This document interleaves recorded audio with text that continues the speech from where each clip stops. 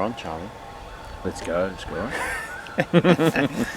Mate, it seems I can run, but I can't hide. Yeah. It seems only fitting that I'm chatting to you on a farm, sitting amongst horse shit and cow shit. Smelling it. I thought that was you, actually. No, it's a good smell. I smell good. You do.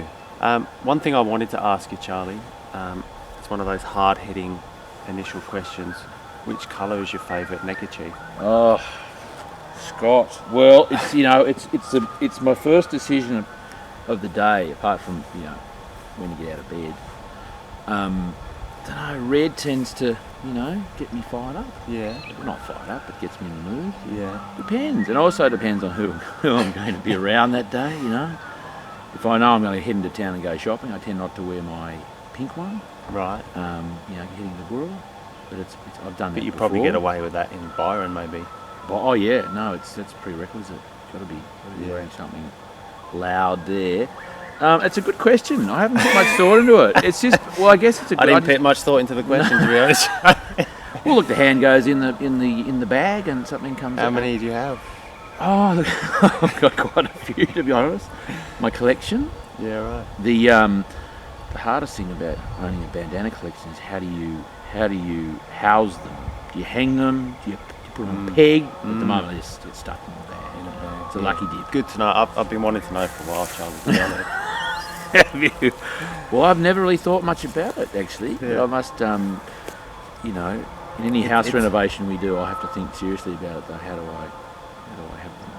How do I house my rags? Yeah. So, Charlie, you got a property down outside of Canberra. Mm-hmm. You've had that for a while.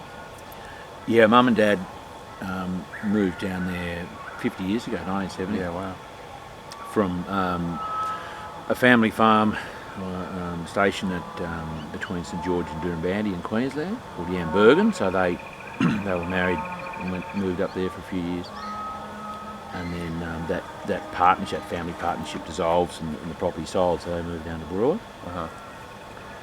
And I came along a couple of years later. Did they have livestock in Queensland? Yeah, they had sheep and cattle, excuse me, and some cropping, a little bit of cropping. But back then it was mainly livestock up there. But now up there, as is a lot of that western country, it's got a lot of cropping, a lot of cotton. Right. Yeah, big change in the enterprise mix. So Burra was 1970, and we've sort of bought adjacent properties and paddocks and things over time. Yeah. Yeah, 1970s when we kicked off there in a very conventional farming manner, which is typical of Burra. Cattle, sheep, crops, cutting hay. Number of sort of multiple enterprises. So sheep, we had merinos, we had crossbreds, we grew wool, we traded. So it's a really pretty busy little operation. But that's reflective of Burra. It's right. a pretty good climate. Soils, reasonable generally. Now I know a lot more about soil health. It wasn't that good. It needed a lot of help. Yeah. But I guess the farming practices that we use there, as we had been using elsewhere, and again generally the run-of-the-mill sort of stuff, wasn't really contributing to soil health. It wasn't really something we thought about. Yeah. And when I guess were your mum and dad, did they inherit farming knowledge from their parents?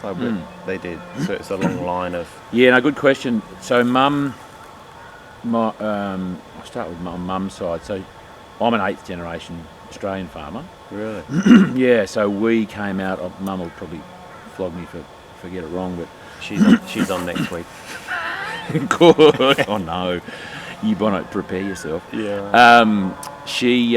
So I think it was the second fleet we came out on that really? side of the family. Yeah, we're part of that, and that was from Scotland, and so we were farming over there in a place called Glen Shee, which is I think the rough translation is the Fairy Glen, which is cool because that sort of finally gets back to biodynamics, in terms of sort of non-seen and sort of energetic sort of stuff. Yeah, right. Sheep farming over there? Yes, it would have been. I haven't really done that. I should have done more. I've been to Glen Shee. I've actually been to the cemetery where our relatives are. So that was Mum's side. Right. And then Dad's side, through a number of different ways, his grandmother and father, Scotland and France. Right. You could trace it back. And actually, if you go further back than that, it was actually Vikings. So Right. we sort of came Well, you've across got the whole look. Yeah. I'm not sure that they wore bandanas, but I'm not quite Thor. I'm not quite the Thor. Having said that, though, when we were in Italy last year for a little while, our little boy who's got blonde hair, right. not dissimilar to yours. Yeah. Yours might be. Yours is grey or blonde. It's a bit of both. It's more white and grey than blonde these days, but yeah. Well, he had the really blonde hair. He still does, and they called him Piccolo Thor because he was just a maniac. So Viking, and I guess they were farming in some ways. Right, yeah. So to answer your question directly, yes, her mum was she grew up on a dairy farm at Moss Vale, and so she rode horses and she was rabbiting, and she was very country. She went to nursing, was her vocation after that, but she grew up on a farm, and Dad, whilst he grew up in the city and worked at the biscuit factory for some years. He loved the country, and he'd go on holidays and time out to family farms and friends' places and stuff. So it was a pretty natural thing to continue that. I guess whether it's genetic or it's just the interest, so it was an easy thing to fall into. Yeah, right. And so you've had that place down in Canberra and I keep saying that place in Canberra because I can't. Burrawa. Burrawa. It used to be called Burrawa. Burrawa. It's turkey, plain turkey. Plain turkey is the indigenous Wiradjuri translation. Burrawa. So you've had that since the 70s, and you were saying earlier that the method of farming wasn't sort of facilitating good soil necessarily, or there wasn't even the conversation, or it wasn't even sort of flagged that should be a principle of farming. When is there a moment that becomes probably the most important thing in farming? Like, well, or is it a slow kind of education and it was a slow application? thing. It was a slow thing. I guess there were some moments which were life-changing or changed the direction of my life at least, where the understanding of soil came reasonably late in the piece. I went to university 4 years, rural science, very science-based,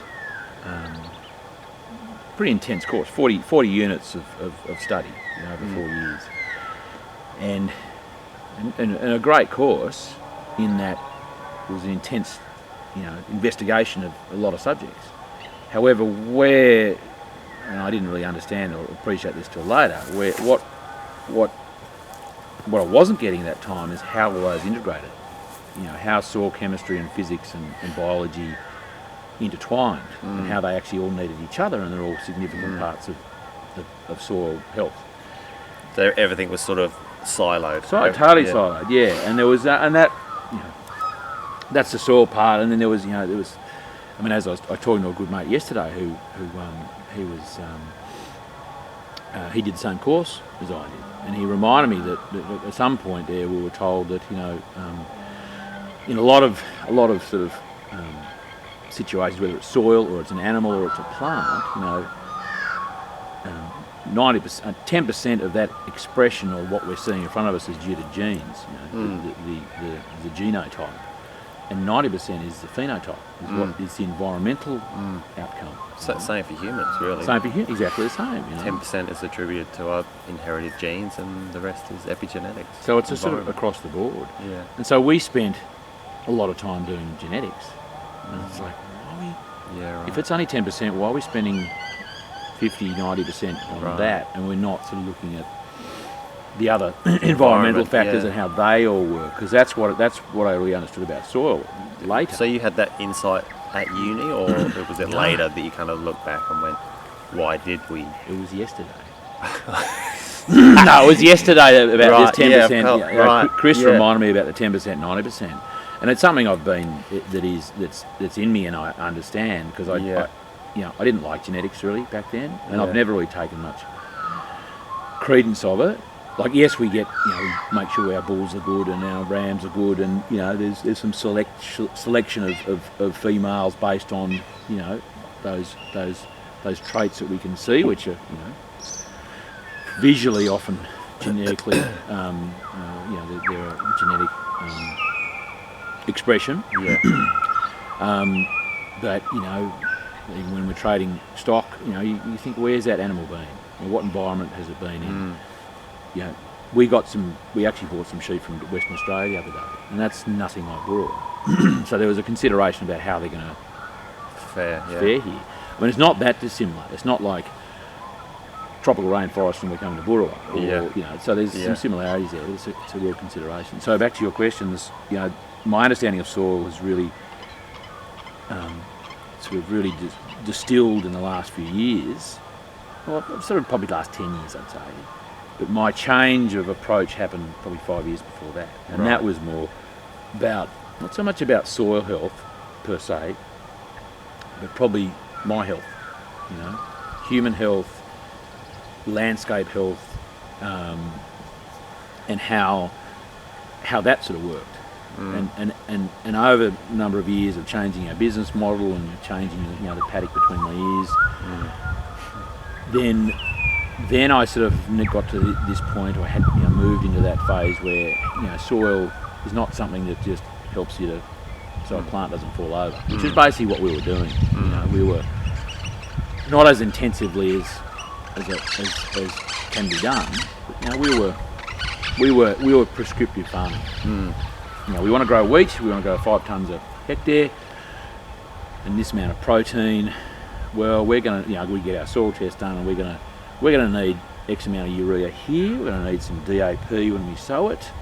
What's urea? Urea is nitrogen. Right. It's a nitrogen-based fertiliser, and that's and so there was a regime of fertilisers through a season to get to that 5 tonnes, and there was chemical application for weeds.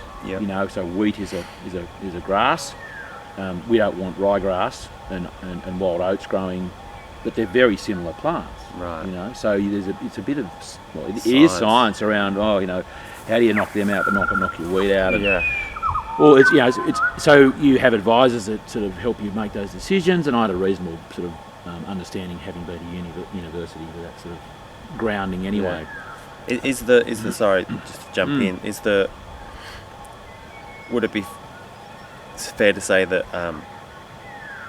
each season or each year you're having to use more chemical intervention as the soil sort of depletes? Did you see that? Not necessarily. I think it was more when the use of chemicals, certainly in Australia, started. That happened as the chemical were a result of the Second World War. There was a lot of chemical warfare, essentially. Probably not quite as it is today, but the phosphorus-based chemicals, which are for killing people and glyphosate has its background origins. That's right. Yeah. So Vietnam. So what do we do with all this material we've got after the war, and people don't need it to kill each other and denude forests and so on? Well, they turn it into agriculture, and that's a big story. And so as the use of chemical increased on the basis of ploughing is bad for the soil structure. So if we don't plough, we still got to control weeds, because ploughing wants to control weeds. We'll hit it with some chemical. So there was a transition where there was instead of 3 passes of the plough and the harrows, there was 2, and then you put a bit of chemical. Then there was 1, and you put a bit more chemical, and then there was no ploughing, and there was just all chemical. And so there was that sort of graduated increase of chemical use there. Through my time, more chemicals came on the market with smaller niches, that were. So I was like, now I can spray this weed out of this crop. Yeah, I'll throw that in there. So you're probably right. It probably did actually evolve. Certainly the number of chemicals evolved. Right. And then, look, without sort of really drilling into it, there's definitely glyphosate. To grow wheat, say, this is just a quick one. To grow wheat, you're going to plant in May, June maybe, at Burra at least, and we would be probably bare fallowing over summer. So you want a bare paddock. That was the thinking. So you'd spray it at the end of spring to get all your stuff out after the previous harvest. It'd be bare. I mean, we thought, you're conserving moisture. I mean, it's just a disaster. It's the moon. There's biology's getting cooked. The moisture's just running off sideways. And then you've got a glyphosate to clean up before you sow, or maybe a couple. Then you've got a few other additives. Then you've got your LEMAT, which is something that might kill red-legged earth mites when you've actually got the wheat up out of the ground. I mean, there's a regime. Yeah. And then we eat that. Yeah. Well, someone does. And I didn't really care who did. Yeah. I was a commodity farmer. So in December we'd harvest that. We'd turn up to the silo and we'll take that price, and then it went. And it all ended up in the same silo pretty much, even though there was different types of wheat. And no one said, how much did you spray this? Right. What have you put on this? It's like, no, let's go. Just come off the header. Was that destined for human consumption? Totally. Yeah. I mean, some of it went to, some of it was bread wheat. The high protein stuff goes to bread, and then you've got other, biscuits tend not to have as much protein, so that would go to that. It was generally. I mean, some I guess would probably go into livestock. But yeah, look, I think most of my stuff went to human consumption, went to bread. You said that there was a defining moment was human health. Did something happen to your health that kind of triggered this train of thought? I guess it's a good question. Nothing significant. Like, I didn't wake up one morning and not get out of bed or something. There was. I used to get headaches because we used to have I used a spray contractor for many years, and he'd turn up with this beautiful bit of gear and big booms and tank and burn around. Lovely bloke too, by the way. And do our job. And then over a period of time, I thought, maybe I could save some money. And I found this old Land Cruiser, dual wheel V8 thing that someone had built, and it was just a burn around. It was so fun. So I started spraying myself in our rig. So burning around and spraying. I've forgotten where I'm up to in that story. The headaches and that's it. So burning around and I was using some caution. I was sort of not jumping in the tank with the chemical, but I wasn't wearing masks, and my cab was pretty ordinary. It would have been breathing stuff in and burning around, and I probably didn't have a shower immediately after, and those sort of things. So there was some exposure, and occasionally I would get headaches. So there wasn't sort of like a defining moment where I am now crook and I need to get better. But there was a slow, I guess, the more I drove around spraying the stuff on food, not that I thought it was food at the time, and I started thinking, who's buying this? Where's it going? What's it doing to me? What's it doing to others? And when I met my wife Angelica, she was organic, before there was organic shops, really. I mean, she was that was normal, and she was a single mum with 2 kids, and she was working and buying organic food, and would go without if that was required. So her children, and her understanding was innate. Her father, she's Italian, her father's Italian, sort of guy would look at you and go, just look at you and go to the fridge, and he'd make a tea, and he'd put this and a bit of that, and he'd go, you drink of this. Right. And you drink that, and he was a alchemist, really. Right. And so Ange had this innate understanding of health and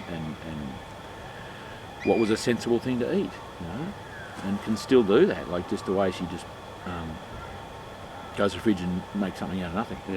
So when I met her and we understood, and she, I'm a farmer, and away we went. She was going, really, you're gonna spray that on? Well, I sort of by that time I'd sort of stopped, but she really solidified that was a good right idea. thing to do. Yeah. Yeah, totally. Because I didn't have much to do with kids, and so that was a new consideration of the little people in the world who are really sensitive to this stuff. Yeah. And I just didn't want my children growing up in that situation, or our children growing up in that situation. So, and I was a pretty fit rooster back then, I guess. I was doing a lot of running and I work out and just being really active on the farm. There weren't phones, there weren't computers. There was. I sound really old, don't I? That wasn't part of our day. So there wasn't sort of that screen time. And I was just much more. I get that consciously conscious of my fitness, but I was still eating processed food. I wasn't sort of getting organic food. We weren't growing a whole lot of veggies ourselves at that point. When I was transitioning to sort of from the old way to a new way. But she sort of introduced me to the whole concept of why organic food is better than the stuff that you buy at the supermarket.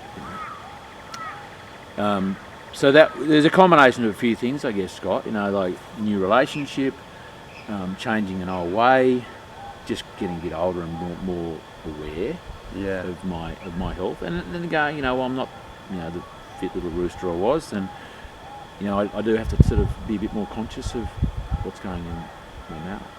And then it's a pretty slippery slope. I found like once you know, you can't unknow, and you don't want to go back. It's not like you make a choice. I can put something in my mouth that's going to contribute to my health, or take health away. Yeah, that's right. And that's as complex as it has to be. Yeah.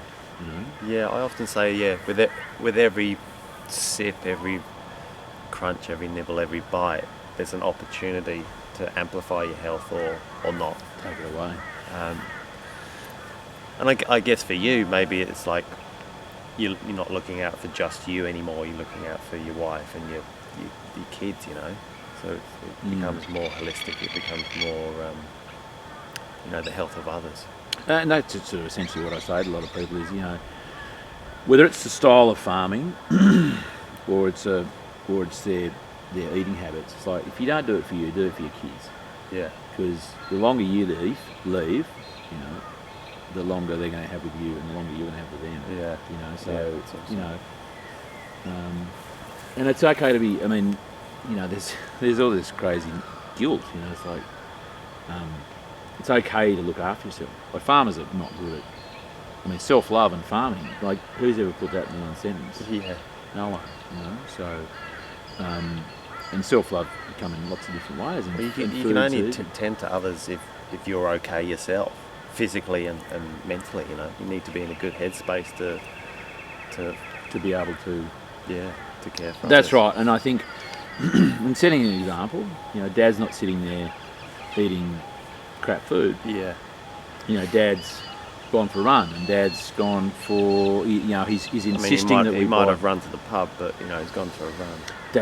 At least that is offset. There's a swings and roundabouts. But and Dad is setting a good example, and Dad is insisting that we don't buy those strawberries, the normal conventional strawberries that we have to have, because Dad knows what's sprayed on those things. Yeah. We have to have organic or nothing. So going from where you were to where you are now, obviously there's a period where you were sort of changing the methodology. What was that like? Like was it a bit trial and error? Because when you're working with nature, there are certain uncontrollables, aren't there? Totally. When you're using intervention, whatever that looks like, you're playing God to a certain degree, to a certain extent.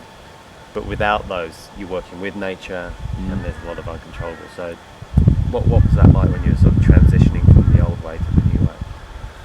Well, one of the best lessons I learned was focus on what you can control. So as a farmer, or as a person, in life, we can focus on the things we want to control. And as a farmer, it's often the weather and the markets.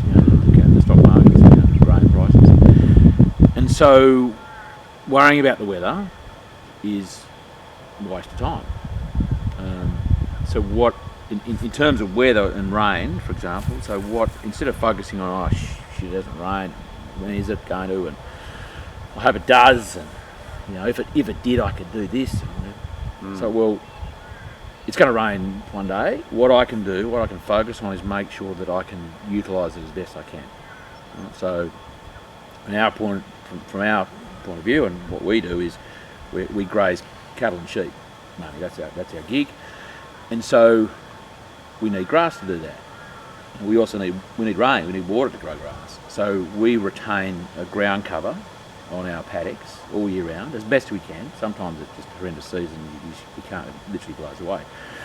But we do our best to retain ground cover, so when it does rain, we can use it, and it stays there. It goes into the ground, or a bit might go sideways because it's saturated. But we want that plant. I don't want that water to hit the ground and go into a dam or my neighbour's dam or a river or the sea. As selfish as that sounds. Back 230 years ago, that's what pretty much did. Our river system was very different. We've created an amazing drainage system in Australia now that just drains it out to the ocean. So I want it to fall on land and be available to that plant that it landed on. That's its best use of that water. So focusing on that, how do I do that? Well, I retain ground cover. What sort of ground cover do I want? And then the conversation goes from there. So in terms of changing my attitude or my practices, as I say, change the paddock between your ears, changes your focus, change what you're looking at, and become a much keener observer of nature. Because when you're prescriptive, you don't look around you. You just go, well, what's the rules? What's the list? Yeah.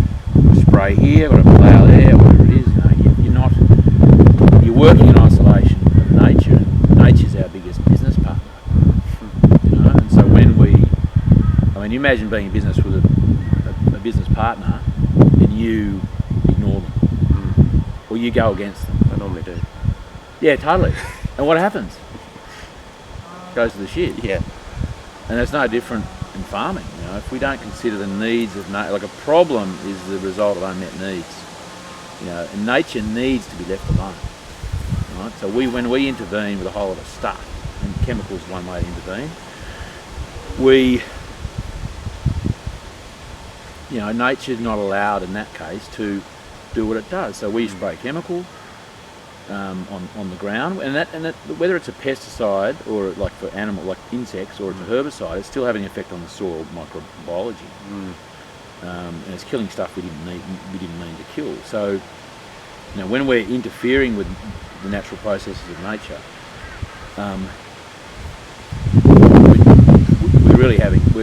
we're creating problems.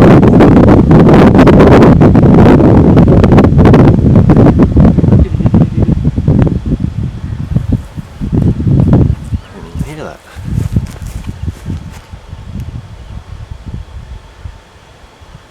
No, I think we're good. You're good? Okay, good. Might have been a bird, Charlie. I hope so. So, back to your question. Change the paddock between your ears first. Changing your focus. That's one of the main things. And be adaptive. Don't adopt stuff. Don't go, oh, my neighbour's doing something really cool, or I've read something in a book on this, and that's still prescriptive agriculture. You're still going, I'm going to just go and buy that bit of gear or do that thing and plonk it on my land and expect the result. And this comes with experience and stuff. Patience. I imagine you need patience. You need to have been on the land for an extended period of time to understand yes and no. How the systems interplay.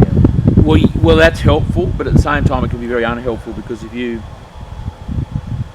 that's why it's often easier for someone who has no farming experience to get on and farm differently, farm regeneratively. Right. Because a farmer who's been at it for so long and over a number of generations, and I spoke yesterday with a good mate who's a organic dairy farmer, and he's the fourth generation.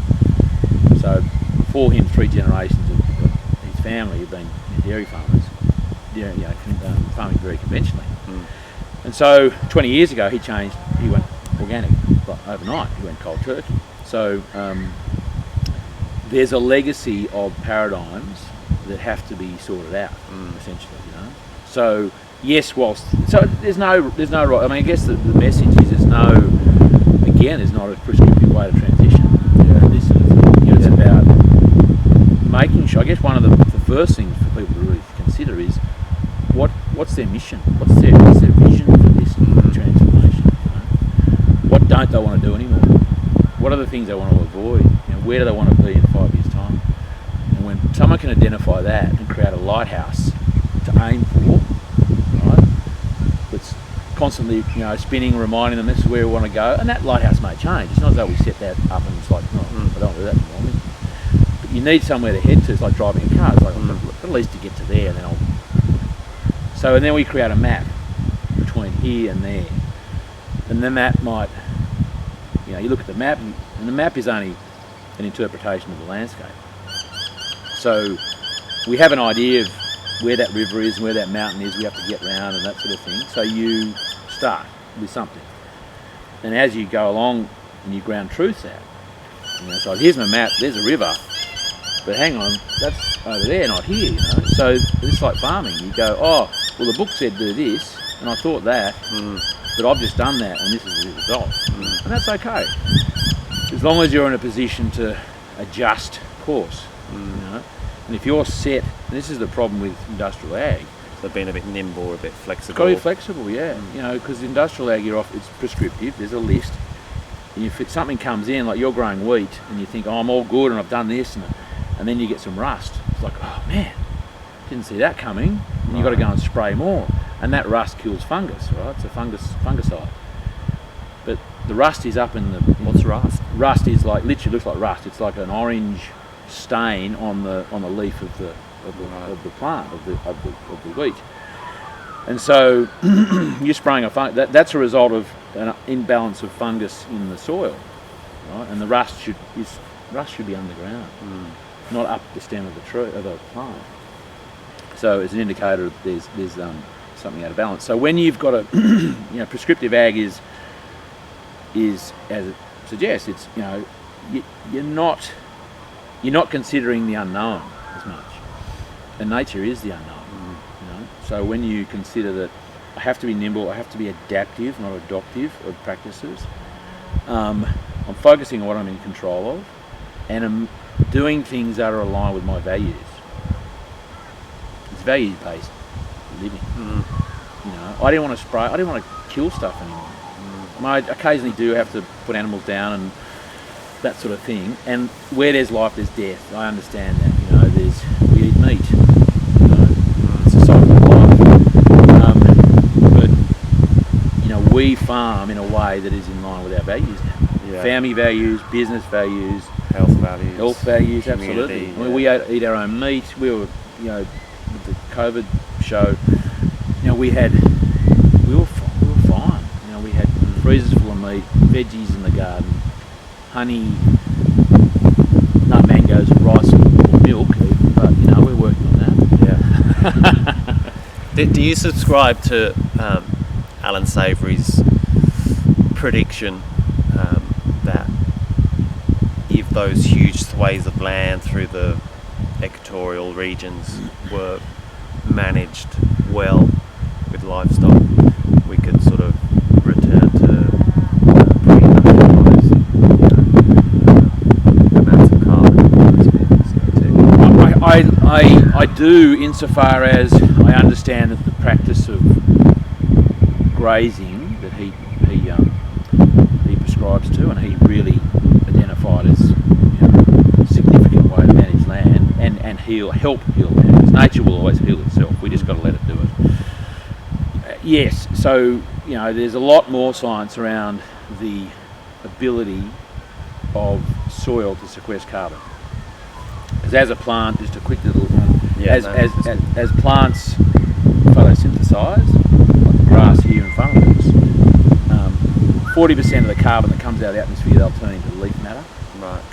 30% into roots, and 30% they'll actually use to produce sugars, carbohydrates, to feed the soil microbes. Right. And they pump that out through their roots, and that's food. And the microbes go, cool, but as they pump the sugars out, they're also, in this crazy world under our feet,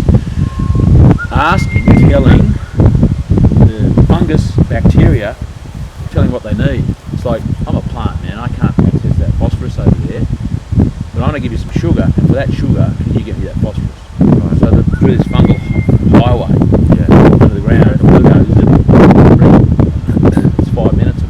who knows, drags that phosphorus back to the plant, and in exchange for the sugar, the plant gets the phosphorus. And this is just a very simple snapshot of what's happening under the ground.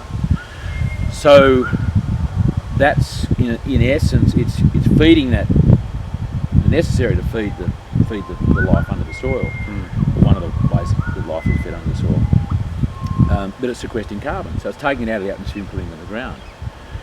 And we can do that, don't say exponentially, but we need to get back our soils back to where they were. In Australia, it could have been anywhere from 10 to 30% organic matter in the soil before we came along with our sheep and cattle and just shit, stuff it. So if we can pull carbon out of the atmosphere. Sorry, what was 10% to 10 to 30%? Oh, organic matter. So organic matter is I think it's 40-something% carbon. Okay, so organic matter is pretty much anything that's been alive. But when before white people turned up. Right. Pre 1788. Right. The indigenous people of Australia were land managers, and probably one of the first in the world to farm, or the first bread makers in the world. The oldest structure that's known to man that we understand is at Warrana, the fish traps, where indigenous people up there move rocks around so they can create pools in the river, so the fish would stay there and they could fish them. I mean, it's incredible. So we've depleted the carbon quantities, the zinc in the soil, and it's been to our detriment. We're not productive. We're not. I mean, they farm very different to what we do now. But the carbon is the source of all life, and the more carbon we can put in the soil, the more life we have above and below the ground. So back to your question, Alan's grazing method, or the principles, is just reflective of the bison in North America and the wildebeest in Africa that created the rangelands, because the animals eating that grass, and that grass being stimulated to grow again, put more carbon in the ground through those sugars, root matter and leaf matter, is the way we can pull it out of the atmosphere and put it into the ground. So it's grazing. It's constantly trimming the grass. Yeah. To keep Well, not it in. constantly. That's the key. Okay. So in the bison in North America, for instance, there were millions. There were 250 million bison in North America, right? And they'd walk around in huge mobs. Like the early pioneers, I'd say, they come to this mob of bison and they'd have to stop for half a day while the mob moved past. Right. These things are kilometres long and wide, and just trampling and eating, and they're migratory. So as they move through a landscape, they're only there for a short period of time, and they don't get back there for months or maybe years in the natural world. And while they were there, they've eaten, they've pooed, they've weed, they've trampled. There's this massive disturbance which actually stimulates life in the soil. It's cycling fertility. As it chops, they're not there long enough, they chop the whole thing down to the ground. Chop the top of it. It's keeping it in a vegetative state. Totally. It's still got solar panels going, cool, I can still grow. Yeah. It stimulates growth, and it stimulates this carbon sequestration process. So Alan's principles are reflective of that. And that's what a lot of farmers are now doing. They move, like I put all my stock together and move big mobs in small areas in short periods. That's mimicking nature in the sense that you want your cattle shoulder to shoulder almost. That's another, and thank you for reminding me, that's another positioning to think about farmers, or even any it's a good sort of policy for life, is how do we mimic nature? How can we either let nature do what it does do, or we behave in a way which is conducive to letting it do it? And we live in parallel with what nature I don't have bison, I don't have a couple of I've got domestic bovine, and I've got a certain area to move to, but I can still get movement around. But they go through that. They might be back to that package in 5 months. Right. So you limit the square acreage, if you like, as where they can feed for that particular It might time. be daily moves. Every day we go out, we move them every 2 days, we size the mob and paddock. We're not there for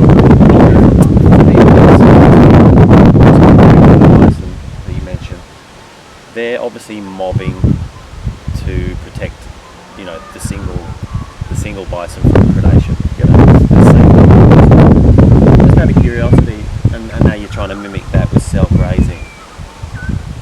Take the fences away. Does the domestic cow still mob, given that there's no sort of threat of predation?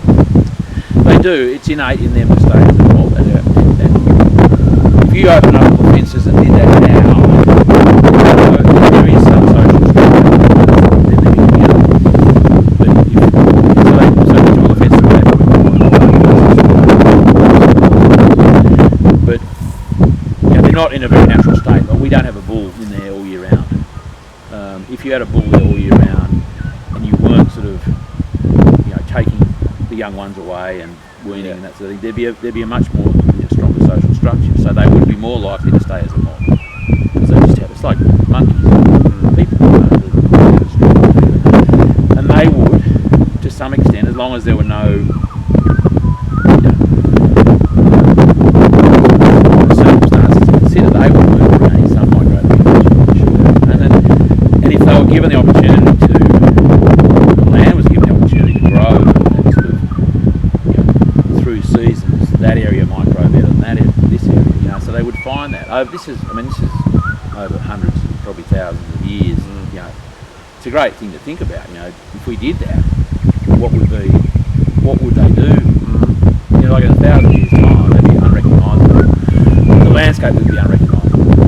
But it's.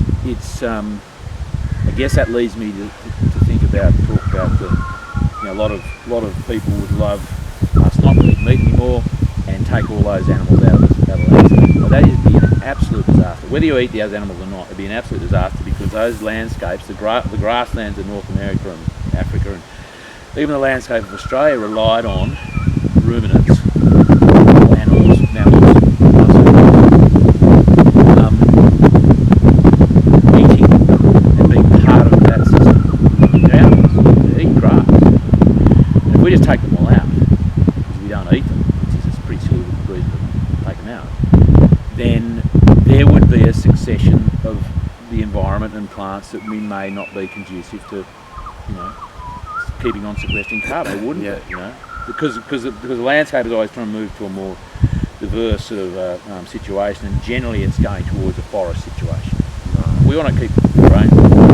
That's the most important. But also, I might have this wrong, but snipping grass, vegetative state, let the grass grow and then die and decay. Goes rank. Isn't that carbon going back into the atmosphere? Yeah, and this is the crazy thing, that if there is a carbon, all the detail, as animals eat grass, there's manure, there's methane,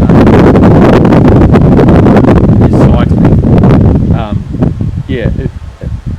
That's a known thing. A lot of science around that. If you take that animal out and that plant lignifies, goes to a reproductive state, as that breaks down, it releases exactly the same amount of carbon. And that's not a good, so whether we do it this way or that way, the same amount of carbon is going to be released. Okay, so that's sort of like, what's the animals out in. So why don't we use them to manage it in a way that is more reflective of nature? Like, I'm hoping that the people in the world who don't like eating meat appreciate that. Can we agree on a few things? Do we want to look after nature? Yeah. Do we want to mimic nature as best we can? We are humans, we are disturbers of nature. But we can think about how we can contribute to nature. At the end of the day, using animals is contributing to nature. Pulling them out is not. You're going to create the same amount of carbon anyway.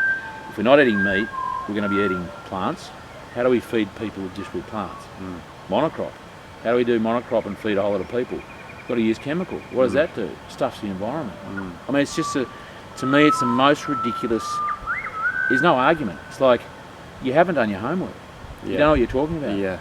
And there's an ethical, there's I'm really talking today about this stuff, because I'm really fascinated about the human condition and behaviour and how people think. Well, I think that I come across this a lot. Obviously, I I promote cooking at home, and a lot of that is with nose and tail animal, and I think I've received pushback on a bit of that. And my latest book. Are you being diplomatic? I am being very diplomatic. But my latest book was all about the counter to veganism being the solution to human health, environmental health, animal welfare. Because the cow has been blamed for global warming for so long. It's so furrowed into our paradigm. Like it's so. And so the challenge now is to kind of shift that, and it's now saying, well, no, he's not to blame. He's actually the solution. And the whole argument that not eating animals, to your point just a second ago, okay, we're going to go vegan to go vegan to unless you're getting all your food that sits on your plate from your own veggie patch or an organic farmer or a regen farmer, fair to assume that you're getting some of those foods from monocropping. To achieve monocropping, huge swathes of land are being cleared. There's death of ground nesting birds, deers, snakes, reptiles. You're going to be responsible for a death of a sentient being at some stage along some step along the process. So it doesn't dissolve you of that responsibility as an eater. There's again, getting back to what we can agree on. If we were to sit down with a few of those who don't like eating meat and say what don't we want to happen? Let's get to the point of agreeing. We don't like suffering. Like suffering, can we avoid suffering? Yeah, yes please. Wonderful. Let's look at the different sides of the equation. It's been identified very clearly by the other side what the suffering is that they see that we're responsible for. We don't need to go into that. And that we can defend ourselves, and that's fine. But no one ever sat down with a vegan and had a conversation, and then they turn around and go, you know what? Thank you. I can now understand that this whole situation, and you've changed my mind. So we look at their side and go, okay, if we agree we don't want suffering, have you thought about cats? They may or may not have. Cats pretty much kill some hundreds of thousands of native wildlife every night in Australia. Right? That's suffering. And they don't just kill them, they torture them. That's suffering. So a lot of effort and money and time and stuff goes into, trying to bash farmers about what they're doing with suffering, social suffering, treatment of animals. Treated animals is the absolute way to go.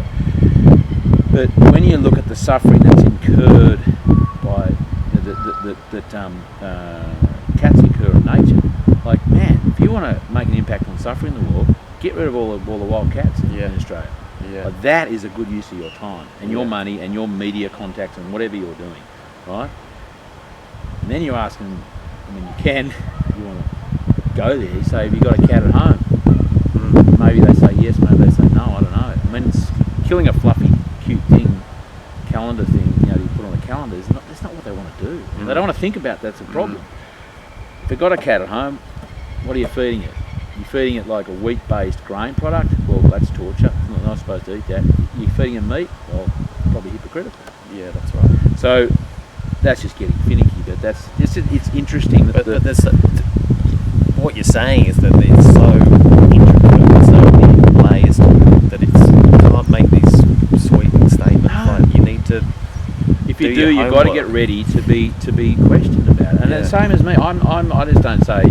Yeah, you're not a closed book. No, totally not. It's about it's like farming. I've got to be flexible. I've got to adapt. I've got to adapt my conversation, my argument. Not that I want to have an argument with anyone, but to what is my experience, to what's been, the science behind it, to the wisdom of others, and be reasonable. And make sure I can stand beside my own conviction. Yeah, that's right. And I sell meat. People go, oh, you're selling meat. That's why you're like, that's why you're doing that. It's like, well, yes and no.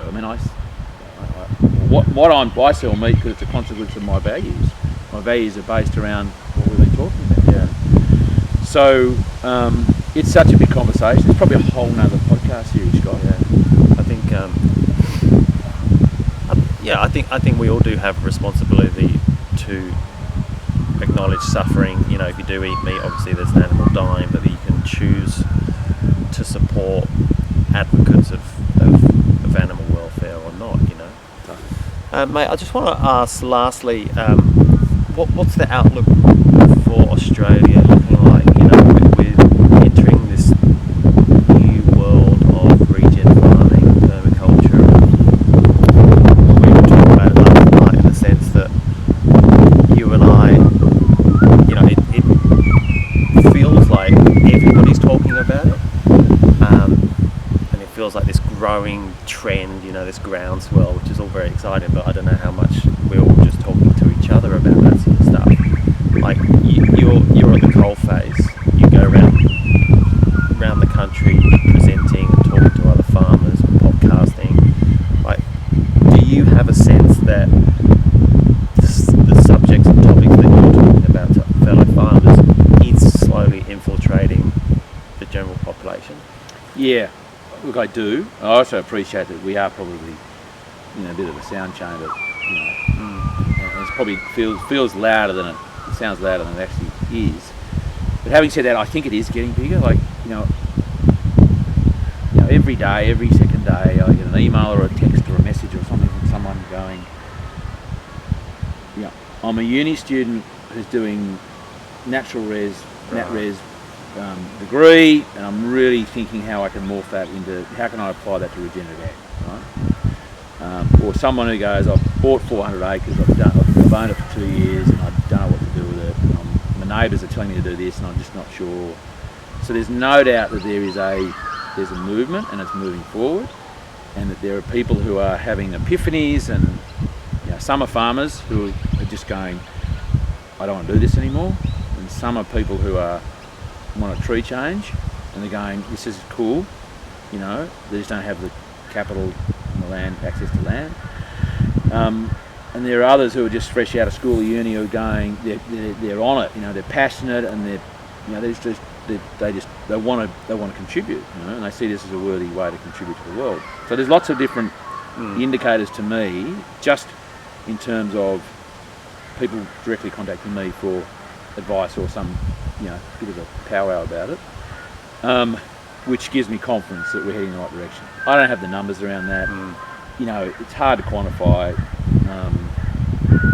but I do believe that it's accelerating. It's not just this is the velocity we're going at and this is a slow, steady build. I think it is ramping up. Yeah, right. And like anything, once people get on it, we're talking to more people and they talk to other people, and then there's this. The farm we're in now, like not that many years ago, it was run in a particular way that's not being run now. Yeah. And then there's discussions with neighbours. Yeah. There's friendships with neighbours. And then there's like, wow, that mob over there doing some good stuff, and then they start seeing it, and they're actually not like hearing it, they're actually going, wow, it's like someone eating grass-fed steak. Yeah. And it tastes better when I was wrong. Yeah. Nice bit of fat on it, they cooked it at home, they're experimenting with their new barbecue, that's really cool. Yeah, there will be a point at which time, there will be a time, I'm sure, as there is now with labelling the grass-fed organic, there will be a time where a consumer can pick up something and know that it's from a regen farmer. I think that's almost like the missing piece of the puzzle. And lastly, are you comfortable being the pin-up boy for regen? Scott, two things. I'm not. Fuck off. I'm not. No, look, I'm happy to be. And someone asked me the other day. It was on a webinar thing. Why do you do this? As in talk about it.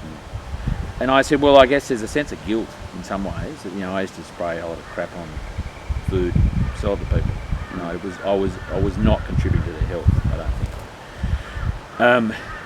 And there's that, which is, it sits there with me, and it's not something I'm proud of, but it's what I did, and that's what Dad did, and it's, I'm comfortable with the fact that happened. It's just, I can't change that. So there's a bit of guilt there. But there's also knowing what it could be, and if I have the wherewithal to do that, and and present a message to people, I think I'm happy to do it, because it's not just like, I think I should. So I actually enjoy doing it. Yeah. I get to do it.